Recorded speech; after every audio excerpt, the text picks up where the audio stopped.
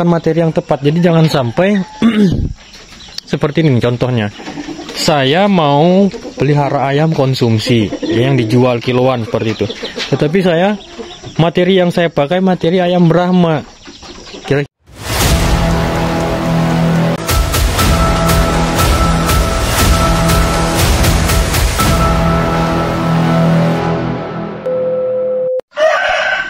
Ya, assalamualaikum warahmatullahi wabarakatuh, sahabat Long Lanuk Channel.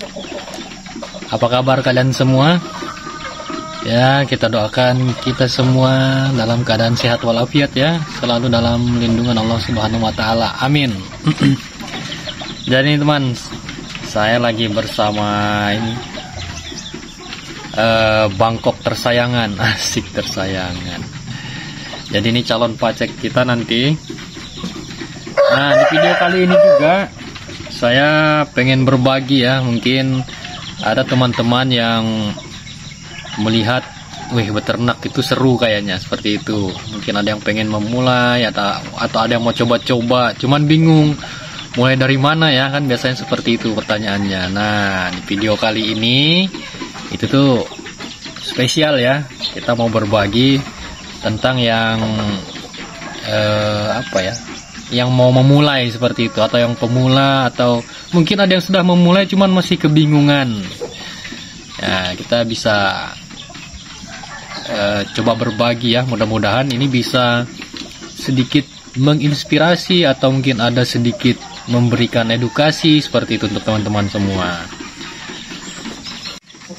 Nah, sebelum kita terjun ke suatu usaha atau pekerjaan dan lain sebagainya, tentunya yang perlu kita pertimbangkan terlebih dahulu itu seperti apa planningnya. Cuman kalau di peternakan nggak usah terlalu dibuat rumit teman-teman. Cuman kita memang harus menentukan tujuannya dulu, karena kita spesifik berbicara ayam ya. Karena jika kita berbicara peternakan secara luas itu banyak jenis ternak yang dipelihara, tapi kita spesifik pada ayam kali ini. Nah, ayam pun itu ada berbagai jenisnya. Nah, kita mau pelihara jenis apa, peruntukannya apa, karena ada ayam hias, ayam laga, kemudian ada memang spesifik untuk ayam konsumsi seperti itu ya. Nah, kalau teman-teman itu spesifiknya untuk ayam-ayam konsumsi misalkan seperti itu ya, berarti teman-teman harus menggunakan materi yang tepat. Jadi jangan sampai seperti ini contohnya. Saya mau pelihara ayam konsumsi yang dijual kiloan seperti itu. Tetapi materi yang saya pakai materi ayam Brahma. Kira-kira masuk nggak? Karena spesifiknya Brahma ini adalah basicnya ayam hias sebenarnya kalau di Indonesia. Jadi ya nggak cocok. Pertama, bibitnya mahal, iya kan? Kita mau dapat berapa bibit? Kemudian juga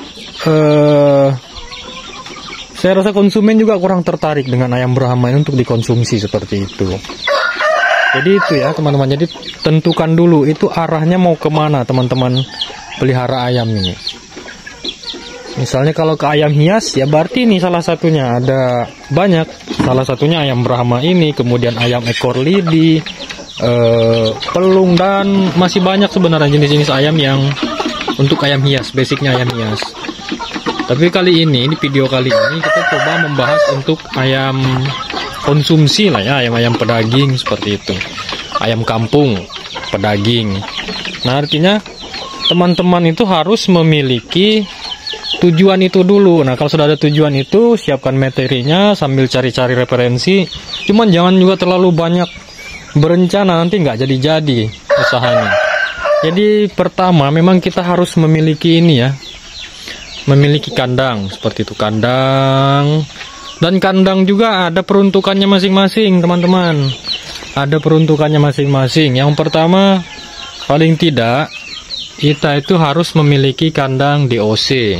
Karena kalau kita spesifiknya ke ayam pedaging, rata-rata yang kita beli itu anak ayam DOC atau day old chick seperti itu.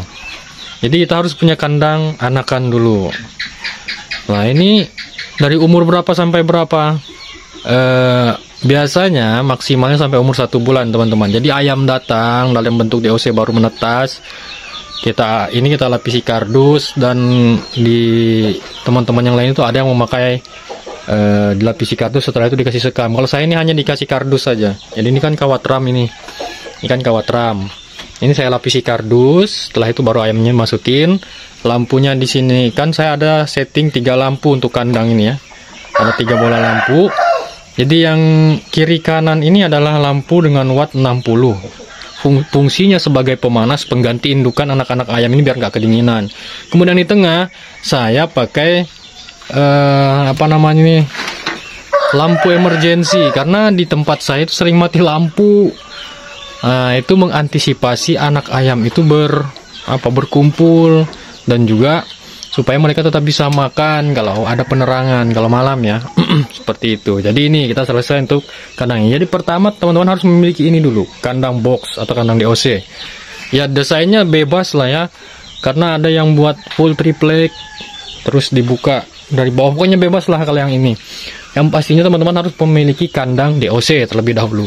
Setelah itu ini lagi, teman-teman juga harus memiliki ya minimal adalah perlengkapan seperti mungkin vitamin, obat-obatan, kemudian desinfektan seperti itu. Itu juga harus ada. Jadi harus disiapkan kalau memang mau serius ya untuk beternak. Karena kita juga harus melakukan upaya pencegahan. Setelah itu kandang apa lagi? Jadi dari kandang DOC tadi teman-teman, kita akan lanjut jadi usia, katakanlah usia 3 minggu sudah boleh keluar, atau usia 1 bulan. Dan teman-teman harus memiliki kandang pembesaran. Ini kita katakan saja kandang box pembesarannya. Jadi contohnya itu seperti ini. Nah, sampai umur berapa di sini? Misalnya kita keluarkan dari umur 1 bulan ini sampai panen. Umur berapa panen? Tergantung pasaran. Pasar minta bobot berapa. Nah, jadi di sini sudah penentunya. Entah itu misalnya bobot 1 kilo, ternyata di 2 bulan sudah nyampe 1 kilo. Berarti sudah sampai umur 2 bulan aja di sini ya, dari umur 1 bulan sampai 2 bulan atau sampai panen seperti itu. Atau ada pilihan lain. Ini mungkin terlalu memakan banyak bahan ya. Banyak bahan pastinya. Kita pakai kandang seperti ini. Kandang umbaran koloni lah, koloni seperti ini. Ini kemarin habis saya renovasi, ini mau saya masukin ini mau saya jadiin kandang box pembesaran, sama ini jadikan kandang indukan. Cuman ini contohnya, ini yang periode kemarin. Jadi ini bisa teman-teman, misalnya ini plong, ini bisa untuk pembesaran. Nah, alasnya bebas, teman-teman bisa pakai pasir, sekam. Yang kalau sekam itu harus diganti secara berkala. Kalau pasir mahal. Kalau hanya tanah biasa cenderung berdebu seperti itu. Banyak nggak masalah, tinggal bagaimana perawatannya. Setelah itu, katakanlah kita sudah 2 kali atau 3 periode lah sudah melihara. Otomatis kita itu sudah memikirkan bagaimana cara mendapatkan DOC. Nah, kalau selalu beli, biasanya harga itu ditentukan oleh pasaran. Nah, kendalanya kita seperti itu kalau untuk pembelian DOC. Jadi mau tidak mau teman-teman itu harus mencetak DOC sendiri atau anakan sendiri. Artinya itu teman-teman harus menambah 1 kandang lagi. Jadi tadi sudah kandang box, kan, kemudian kandang pembesaran. Nah, karena kita mau nyetak DOC sendiri, artinya kita harus punya indukan. Berarti teman-teman harus punya kandang indukan lagi. Jadi ada 3 jenis kandang ya, yang minimal harus teman-teman miliki. Ini kalau kita mau memelihara secara katakanlah intensif seperti itu. Jadi saya perlihatkan saja contoh kandangnya beserta ayamnya. Jadi ini tuh ayam KUB saya beli dari DOC. Sekarang sudah berumur 6 bulan dan sudah mulai bertelur seperti itu. Nah, ini nanti akan mencetak anak-anak ayam yang akan kita pelihara untuk pembesaran tadi seperti itu. Jadi kalau teman-teman mau melihara ya seperti itu saja. Cuman kalau mau hanya khusus untuk pembesaran saja, beli DOC, setelah itu beli DOC jual, ya cukup 2 kandang tadi. Konsepnya kandang box sama kandang pembesaran ini, atau kandang pembesaran pakai yang umbaran seperti itu.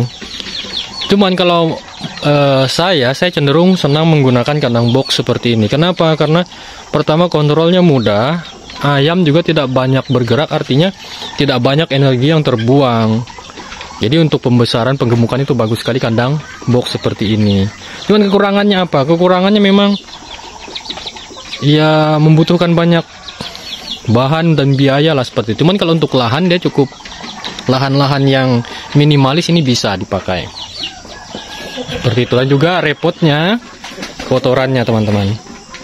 Jadi kalau ini misalnya teman-teman buat bertingkat, dia 2 box kan, box atas bawah, itu harus selalu rajin dibersihkan. Hanya itu kendalanya. Atau mau teman-teman umbarkan bebas, ya barangkali seperti ayam-ayam ini gitu kan.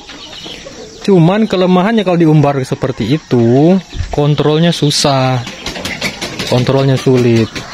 Kalau ayamnya banyak, sulit dikontrol, kita nggak minta-minta. Kalau ada yang trouble, alamat selesai sudah semua. Nah, tapi kalau di box seperti ini, kan enak. Oh, di box nomor 1 ada yang kurang sehat, kita ambil. Jadi proses penularan misalnya ada wabah itu agak sedikit bisa terkontrol seperti itu. Kalau sudah diumbar bebas seperti ini, umbar bebas, udah sulit ngontrolnya.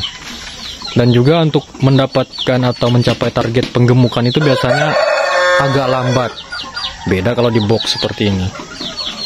Yang nggak banyak aktivitasnya, makan, tidur, minum, makan, tidur, minum. Target bisa tercapai misalnya di 2 bulan, kita target umur 1 kilo. Bisa. Lihat kembali pada bibitnya lagi seperti itu ya. Jadi nggak serta-merta gitu, harus kembali ke bibit, kemudian bagaimana kesehatan ayam, bagaimana perawatannya, seperti itu. Itu ya teman-teman, singkat saja, mudah-mudahan ini bisa dipahami. Intinya kalau mau memulai beternak ya paling tidak misalkan kita mau pelihara 200 ekor gitu ya, biar kelihatan hasilnya, ya paling tidak yang pertama tadi harus memiliki kandang DOC, kemudian kedua kandang pembesaran, karena pembesaran juga ada dua tipe box. Yang pertama atau teman-teman menggunakan yang untuk umbaran, kita pelihara secara intensif seperti itu. Oke, semoga ini bermanfaat. Sedikit sharing dari saya, tidak usah berlama-lama, saya akhiri. Assalamualaikum warahmatullahi wabarakatuh.